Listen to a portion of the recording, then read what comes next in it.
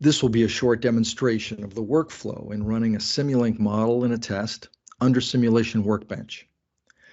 Workbench provides a comprehensive framework for developing and executing real-time hardware-in-the-loop simulations.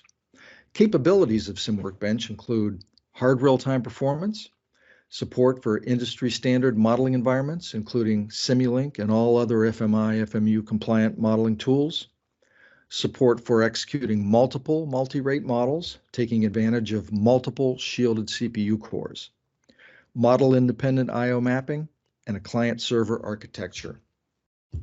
Let's begin with an instance of MATLAB. This happens to be R2019A, but Workbench supports all recent versions of MATLAB.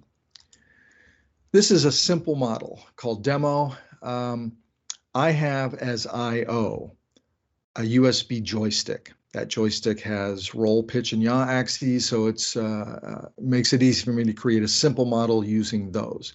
So my model is simply axis inputs, roll, pitch, yaw in, to roll, pitch, yaw out. Through a roll lookup table, these are all the same, and they simply convert raw stick values to something a little more reasonable in terms of a joystick. So the model itself is simple. Let me note that these inputs are simply sine waves from the MATLAB library, and my outputs are simply charts provided by the MATLAB library. Your model under development may have come from a different system that was actually using I/O. So these could be S functions to some particular card, same with these over here. Doesn't matter to Workbench. It only cares about the name. So what do I need to modify in this model to make it eligible to run under Workbench? Turns out very little. The one thing I am going to do is go to Simulation, Configuration Parameters, and make sure that my solver is discrete. So it's fixed step, not variable, because once over under the Workbench framework, each frame will be of a fixed length and will be regular with a regular frequency. And that's how we want the model to run. So assuming I'm developing my model over here on a development system, I can in fact run this guy, and I'll open up one of these outputs, and we should be able to see him running. And so the model is running, it's functional. And now I want to move it over to work in the real-time environment with Workbench. What do I need to do? Well, as a Workbench customer, I simply ran a script in the MATLAB that provided this Workbench pull down, and a toolkit is available to me. I've already called that up. Here it is right here. And so this toolkit is going to walk me through getting this model over to the Workbench target for running. Simulator access. In my case, it's the same computer, so localhost is the right answer. But this could be a different system running Red Hawk Linux, Simulation Workbench, connected up to I/O. And this is simply a login to Workbench on that system. Split models beyond the scope of this simple demonstration. RTDB stands for Real-Time Database. Think of it simply as a shared memory area where model variables of interest reside, along with their values and metadata. I say of interest because it's not required that every variable in every model ends up in the RTDB. Only those things that you need access to. You may want to map certain variables to I/O channels, inputs or outputs. You may want to monitor some variable within Workbench or affect its value within Workbench. Only in that case do things need to be in the RTDB. So in this case, we only have 3 inputs and 3 outputs in this model. I could create the RTDB very easily within Workbench using the utility provided. But if this model had, 600 variables instead of 6, or if I were including several other models full of variables, I would want help creating the RTDB. That help is provided here. Currently checked is use block names. So this is me just telling the tool evaluate each model and find the signal sources and the signal sinks and put them by name into the RTDB. Another option would be for me to use regular expressions in the names. So perhaps I've created this model with an RTDB in mind so that I've given it names that I can then filter for to put in the RTDB. Sources and sinks I can do independently. But for this simple example, I'm just going to use block names, and I'm going to give the RTDB the name demo just to be consistent with my model. I see create upload, and it does it.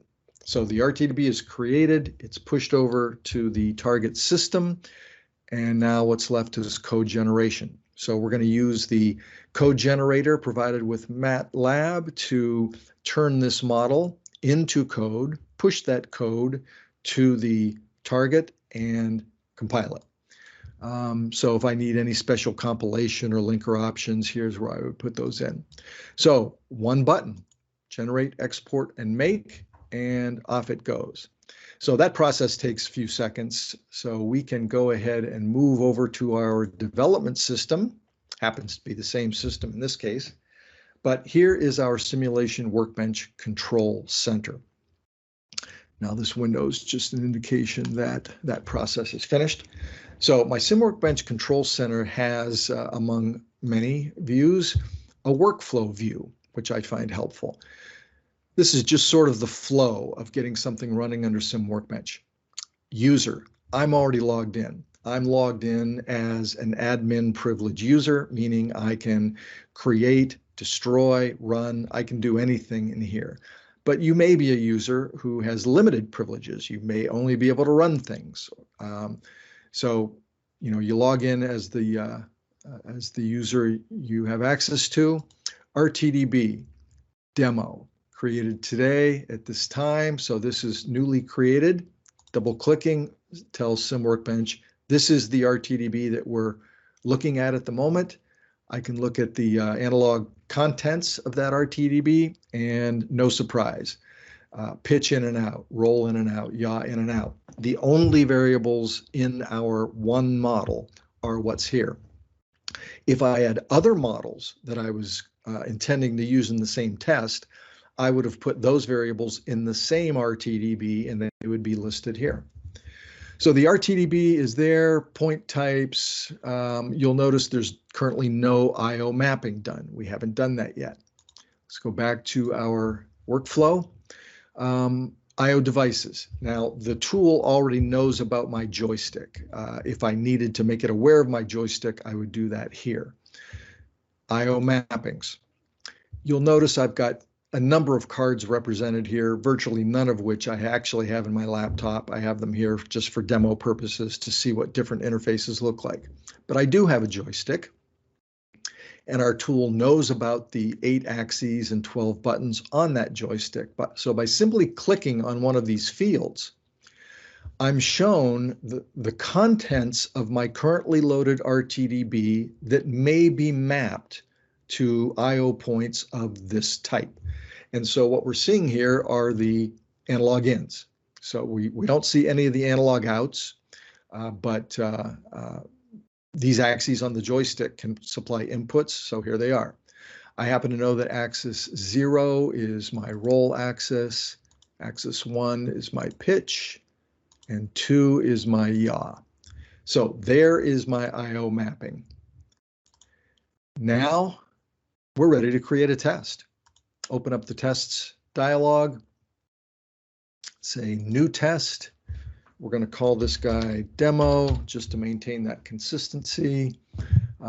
He's already guessed that we want to use the demo RTDB. We have no init or test scripts involved in this simple demonstration, so we'll leave all that stuff out.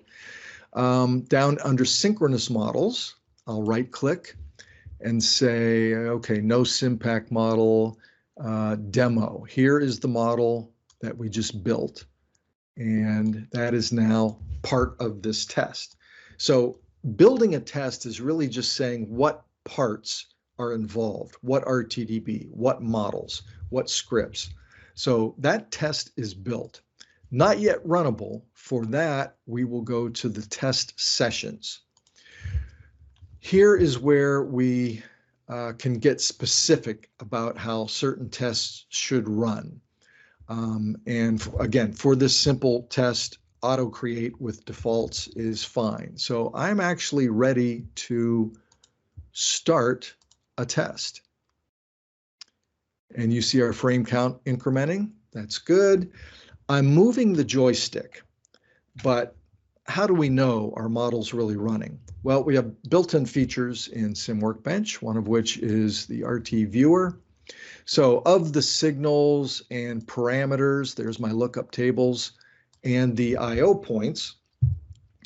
I can be selective about what I want to look at. So we know that the ins go to the outs. So let's monitor the outs. Here's pitch out and roll out and yaw out. We'll put those on a table and manipulate the joystick. And there we go. We are running that model under Simulation Workbench. We can see all those variables going to their mins and maxes, 40 to minus 40. So really, that's it. That's the process. We'll throw in one little extra tidbit of the many we could talk about. Let's talk about another way of displaying these, our GUI builder. I can just say, let's build a new GUI. It'll be local. And we'll make it easy. We'll throw one gauge over there. That gauge will be connected to the demo RTDB, and let's say that roll out is going to be driving this gauge. So we're connected and we could run this right now.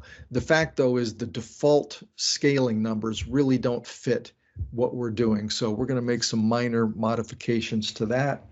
We're going to start with the number of ticks. Let's call that 9. Let's see the start label. We will call minus 40. The number of labels we will say is 9. The spacing we'll say is 10. And then we'll just go down to the maximum values, which will be 40 and minus 40. So with those in place, we are free to save and start that. We'll just call this little guy demo. And there he is. Stick left, stick right. That easy. So that's a look at Sim Workbench workflow. If you think Sim Workbench running on Red Hawk Linux could be an asset to your simulation team, contact Concurrent Real Time for more information. Thanks for watching.